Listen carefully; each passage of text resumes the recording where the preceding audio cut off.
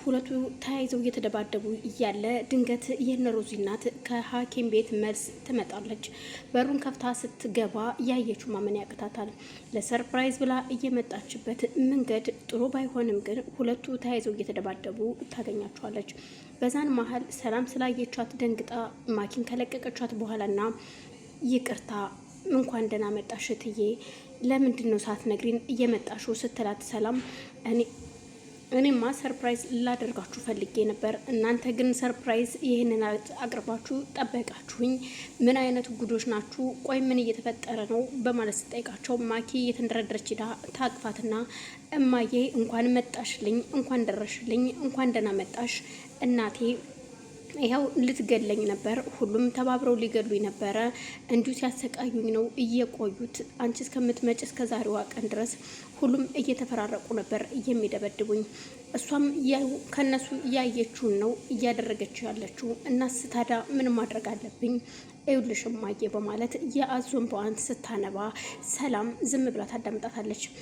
የሮዛ እናትም ሰላምን ቆይ የእውነት የምሰማው ነገር እውነት ነው ወይ? ለምንድነው እንደዚህ እያደረግሽ ያለሽው? ብላ ስትቆጣት አሁን ማንንም አልፈራም፣ ከዚህ በኋላ እውነቱን ተናግሬ እኔም የዚህ ቤት የመኖር እድሉ ስለማይኖረኝ እሄዳለሁ ስለመሄድ ስለዚህ እውነታውን ሁሉን ነገር ተናግሬ መሄድ አለብኝ በማለት የማኪን ችግር ለመናገር ስትሞክር ድንገት የሳሎኑ በር ይከፈታል። ሮዛ ነበረች። በሩን ከፍታ ስትመጣ እናቷን ስታይ ደስ ብሏት ፈገግ ብላ ነበር የመጣችው። እናም መናገር ያለብኝ ቆይ እዚህ ቤት ምን እየተፈጠረ ነው ያለው? ምንድነው እየተፈጠረ ያለው? ማለት ለሮዛ ስጠይቃት ሮዛ ምንም መልስ ሳትመልስላት ለእናቷ ዝም ብላ ማዳመጥ ጀመረች። ሁሉም ግራ ተጋብተው ማኪ ግን ያዞንባዋን እያፈሰሰች ከነ ሮዛ እናት አንገት ስር ተደብቃለች። ሰላምም በጣም ተናዳ ስለነበረ ይሄውልሽ እኔ ምንም ያደረኳት ነገር የለም፣ ውሸቱ ምንድን ነው? በእውነት እማዬ ምንም እንዳትሰሚያት፣ እሷ የምታወራው አንድም እውነት የለበትም፣ ውሸት ነው። ኧረ እባክሽ ውሸት ነው እንዴ? ጸጉሬን ይዘሽ መሬት ለመሬት እየጎተትሽ ማሰቃየትሽ፣ እንዲሁም እየደበደብሽ የምታሰቃየኝ ይሄ ሁሉ ውሸት ነው ወይ? ንገሪኛ፣ በይ ተናገሪ። ዛሬማ ሁሉንም ተናግሬ ነው የሚሄደው ስትላት ማኪ ዞር ብላ ለሰላም በድብቅ እገልሻለሁ እውነቱን እንዳትናገሪ ብትላትም ከዚህ በኋላ አልፈራሽም፣ ምክንያቱም እውነቱን ተናግሬ ስለሚሄድ ሁሉንም ተናግሬ ነው የሚሄደው፣ እናም እውነታውን እናገራለሁ ስትል ሰላም ተናገሪ፣ እንዳትፈሪ፣ ሁሉንም ተናገሪዋ፣ ማን ነበር ያገተሽ? በማለት ሮዛ ስትናገር ጭራሽ ደግሞ ታግታም ነበረ ሰላም ስትል አዎ ታግታ ነበር፣ ግን ከሷ አንደበት ብንሰማው ይሻላል እናቴ። አዎ የሆነ ሰው አግቶኝ ነበረ፣ ግን ደግሞ እጅና እግሬ ታስሬ እሷ መታ ስታስፈራራኝ ነበረ። እናም የሆነ ሰው በድንገት መቶ በር ሲያንኳኳ አንቺ ጋር አልጨረስኩም ብላ ዝታብኝ ትታኝ እወታ ሄደች፣ እንዳትያዝ ስለፈለገች እንጂ ዛሬ እነ ሮዛ ባይደርሱልኝ ኑሮ እኔ ሬሳዬ ነበር የሚገኘው፣ ሬሳ የራሱ የሚገኝ አይመስለኝም ስትል የሮዛ እናት እጅግ በጣም ትደነግጥና ቆይ አንቺ ልጅ ምንድን እየሰማው ያለሁት?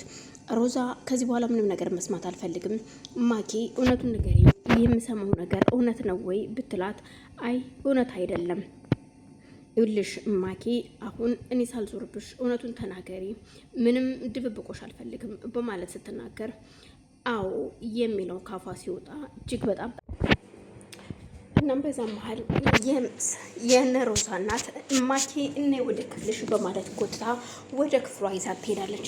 ክፍል ከገባች በኋላ የነ ሮዝ እናትም ያደረገችው እርምጃ አንድና አንድ ነበር። የእውነት በጣም አፍሬብሻለሁ፣ አሳፈርሽኝ፣ በጣም እንደ ልጄ ነበር የማይሽ እስከዛሬ። ከዚህ በኋላ ግን ይበቃል ማኪ።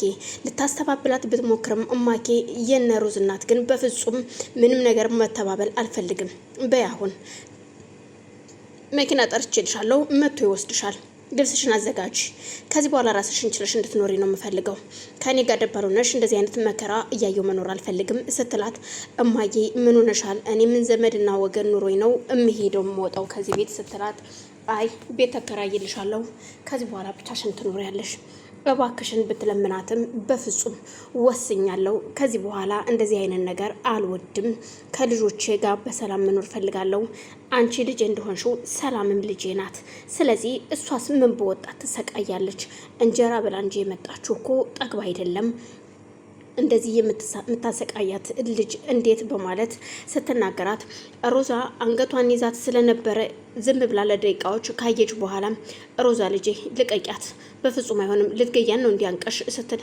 እማዬ እንዴት አሁንስ ቢሆን ተዋሻለች? እንደዚህ አይነት ነገር አየሽ፣ እኛ ባንደርስላት ኑሮ እኮ ሰላም ሞታ ነበር። እጅና እግሯ እኮ ታስራ ነው ያገኘኋትኝ፣ እኔ ነኝ የፈታሁላት ስትል በጣም በማዘን የእውነት እየተሰበረ ልብ የኔ ልጅ አይዞሽ ሰላም በማለት ማኪ ልብሷ እንድታዘጋጅ ከተነገራት በኋላ በዛን ሰፍት ሰላም ወደ ክፍሏ ገብታ ስለነበር መጀመሪያ ሻንጣዋን ይዛ ልትወጣ ስትል በፍጹም ሻንጣሽንማ ይዘሽ የትም አትሄጂም በማለት ሮዛ ትይዛታለች። ሮዛ እባክሽን ልቀቂኝና እኔ ወደ ቤቴ ወደ እናቴ ቤት መሄድ ፈልጋለሁ ብትላትም በፍጹም ወደ እናቷ ቤት መሄድ እንደማትችልና እንደገናም እናቴ ማንም እንደሌለው ስትነግራት በፍጹም ሰርጋችሁም እየደረሰ ነው፣ እንዴት ነው ነገሩ? በፍጹም ሰርግ የሚባል ነገር የለም ትላታለች። ሮዛ በሩን ይዘው ቁመው እያወሩ እያለ የኔ ልጅ በሩን ልቀቁላት፣ ክፈቱላት፣ በሩን ትሂድ፣ መኪና እየጠበቃት ነው ማለት እነ ሮዛ በሩ እንዲለቁላት ትነግራቸዋለች። ሮዛና ሰላም ብዙም ደስተኛ ባትሆንም ግን ሮዛ በጣም ደስ ብሏት ማኪ ከዛ ቤት መውጣቷ አስደስቷታል። ግን ቤት ብትወጣም ማኪ እንደማትተኛላቸው ታውቃለች። ሰላም ግራ ተጋብታ ክፍሏ ገብታ ቁጭ ብላ እያለ እዩልሽ እንዲህ እንድትተክዥና እንድታዝኝ አይደለም፣ ወንድሜ ማንም የለውም ካንቺ ውጭ። አሁን በቅርቡ አሁን በሰላም በጥቂቱ ቢሆን እንኳን ሰላማችን እየተመለሰ ነው። ሙሉ በሙሉ ደግሞ መኝኝ ሰላማችን ይመለሳል። ሰላም እየባክሽን ተረጋጊ ስትላት አላቅም ሮዝኔ በጣም ፈርቻለሁ ትላታለች። ምንም ነገር